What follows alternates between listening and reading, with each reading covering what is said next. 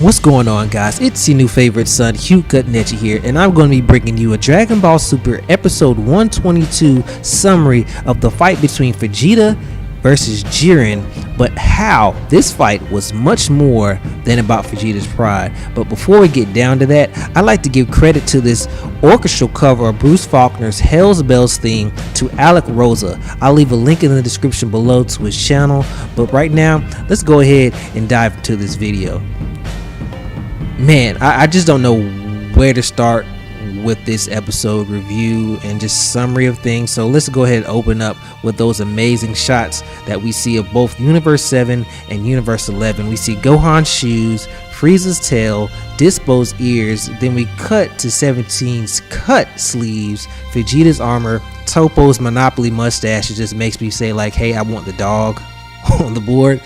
But then we go to the beast of that we're supposed to believe the beast of both universes of Goku and Jiren just staring at one another like the heavyweights that they are. The two walk up to one another and you can just feel the tension on the screen. I mean, the artist in this episode was great. I feel like the pacing of this episode was fantastic.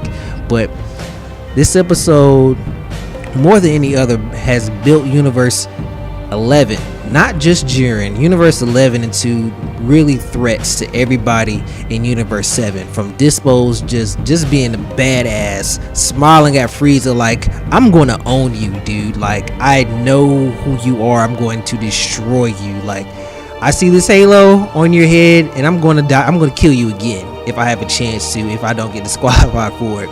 And then you have Goku walking up to Jiren.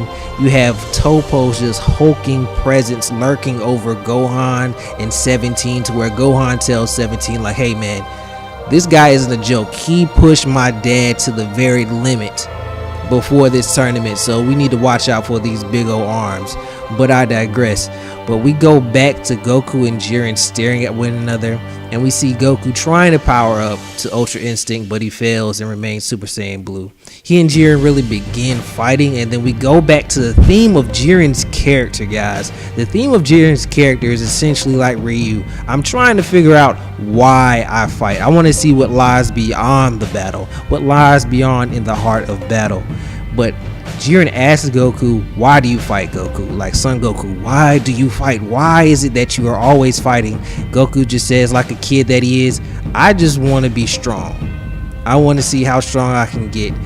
Goku then asks Jiren. Jiren says, I'm trying to see what lies beyond battle. And what I feel like was the perfect segue to allowing Vegeta to go into this fight. He rushes in and he just fights Jiren head on. Jiren, like, Vegeta screams, Jiren, I want to fight you, dude. Like, I'm going balls deep into you and I'm going to whoop that behind. He mentions, just like Goku, that he has never felt this type of presence as he's fighting Jiren, but it's heavy. But I'm going to prove that I'm the strongest and I'm going to win these Super Dragon Balls. After saying that, Vegeta just, like, Jiren swats Vegeta out of the way like a fly in a sequence that I feel like is fan service to all of us Dragon Ball Z fanatics, as we see this like Cooler Returns type sequence to where Goku saves Vegeta from getting blasted. Then Vegeta comes in, rushes in, gets punched in the face. Like, he just gets punched in the face. Like Jiren's telling Vegeta, get out of here, dude. But the difference in this one, as opposed to the cooler one, is that Vegeta studies and learns Jiren's movements in his fight against Goku. And then in his last attempt to, I believe, attain Ultra Instinct, Vegeta dodges all of the moves from Jiren and lands the first clean Super Saiyan Blue attack that actually looked like it did some type of damage to Jiren. I was shocked, and as a Vegeta fan, I was just reeking of pride, and this shows how great this episode was written. That you were supposed to be Vegeta saying that I landed this hit. I landed this hit on Jiren that nobody else could do, and I'm surpassing Kakarot. And the writers did what they had to do. They made us feel like we were Vegeta in that moment. And then really, you look at how Vegeta, outside of being another person outside of Goku, being the first person to put Jiren on the defensive, but after that, Jiren just key blasts Vegeta and says, nah bruh, I'm not having that. We're pretty much led to believe that this is going to eliminate Vegeta. Our emotions were just all over the place with Vegeta in this episode. I thought he was gone for a minute because as Vegeta fans, we're known to get just destroyed and not taken seriously, but Vegeta somehow stays in bounds, and then we go back to the theme of Jiren, of pretty much Jiren is intrigued with everybody he fights. As we saw with Goku, he's intrigued on why he fights because he just can't get a handle on him. I think that's why Goku's really in the tournament still, because with Hit, Jiren was disgusted with Hit. He knew that Hit was an assassin, would kill anybody for the sake of any amount of money. But he touched his fist with Vegeta, and it rubbed kind of Jiren the wrong way, as Vegeta being an egotistical fighter for his own glory. Vegeta laughs at this and says, like, okay, yeah, sure, like, I'm a prideful guy. My pride got me to where I am today as a Saiyan. Then Vegeta baits Jiren into standing in front of his final flash, to which he reaches levels that everybody in the audience is just shocked of, saying that this is the power of a Saiyan. The Universe 11 God of Destruction is saying this is a true power of a Saiyan. What's going on? I've never felt this type of power.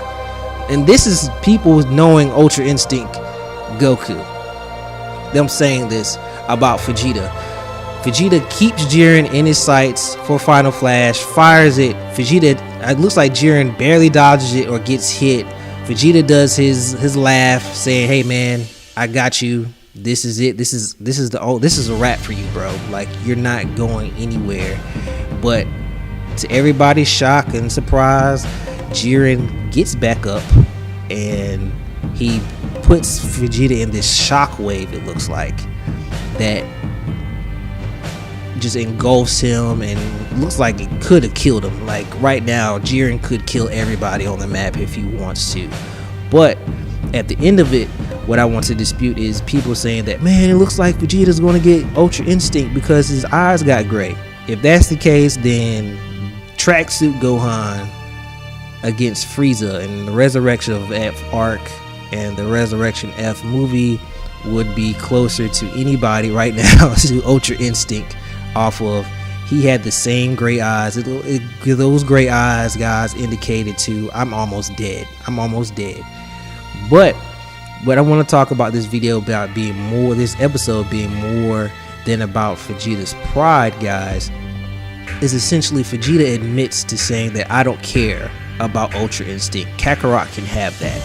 I'm going to beat you with no matter what I'm going to do. And we're seeing Vegeta being pushed to limits that he's not been pushed to, but his body is reacting completely different than Goku. Not going Ultra Instinct, him looking like he's going to be achieving great things. So with Super Saiyan Blue, so in the anime that we have not seen, we've seen it in the manga where Goku's achieved the full power Super Saiyan Blue. But I'm thinking that what's going to happen with Vegeta is going to unlock a form of Super Saiyan Blue that will allow him to attack with more ferocity while maintaining his ki, but not being a defensive juggernaut as Ultra Instinct Goku.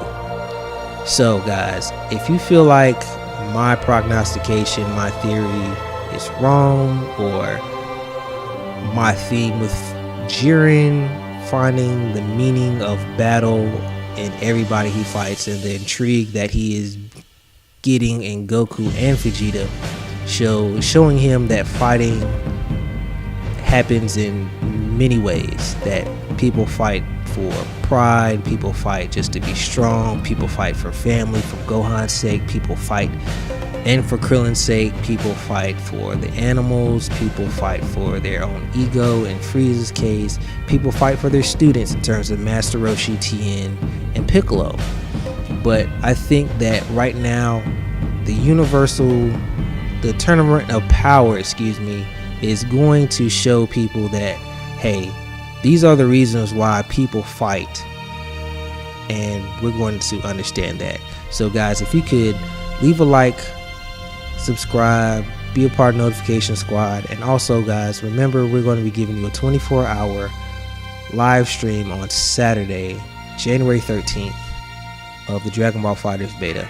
So I'm Hukanechi, entering the room of spirit and time, giving you that Vegeta peace sign and saying see you next time.